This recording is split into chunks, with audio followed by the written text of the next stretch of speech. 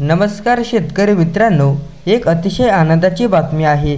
शेतकरी मित्रांना राज्याचे उपमुख्यमंत्री माननीय अजितदादा पवार यांनी एक अतिशय मोठी घोषणा करण्यात आलेली आहे।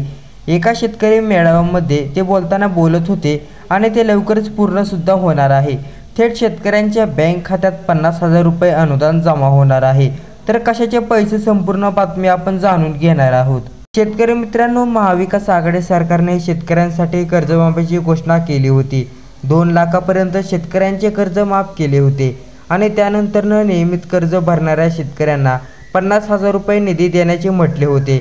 तर शेतकरी बांधवांना, काही शेतकऱ्यांचे नियमित कर्ज भरणाऱ्या शेतकऱ्यांना 50,000 रुपयांचे काही शेतकऱ्यांना मिळाले होते, काही शेतकऱ्यांना मिळाले नव्हते। त्यानंतर सरकार बदल झाला व त्यानंतर कोरोनाला त्यानंतर खूप मोठा बदल झाला आणि नियमित कर्जमाफी करणाऱ्या शेतकऱ्यांना ते पैसे अडले होते। तर त्यानंतर आता महायुतीचे सरकार जाहीर झालेले आहे। याच्यात शिंदे सरकार आणि देवेंद्र फडणवीस आहे, त्यानंतर अजित पवार आहेत आणि अजित पवार यांनी बोलताना म्हटले आहे की मी देवेंद्र फडणवीस यांनी एकनाथ शिंदे यांच्याशी बोललो आणि त्यानंतर जे शेतकरी उर्वरित राहिले आहेत त्या शेतकऱ्यांना निवडणुकीच्या अगोदर 50,000 रुपये बँक खात्यात जमा करणारे येणार आहेत।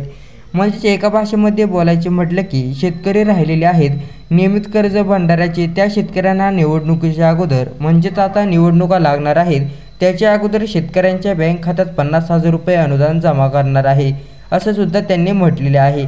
म्हणजेच आता लवकरच शेतकऱ्यांच्या बँकेमध्ये 50,000 रुपये अनुदान जमा होण्याची शक्यता सुद्धा पाहायला मिळणार आहे। तर शेतकरी मित्रांनो, व्हिडिओ आवडला तर व्हिडिओला एक लाईक करा, चॅनलला सबस्क्राईब करा व व्हिडिओ इतरांना नक्की शेअर करा। धन्यवाद।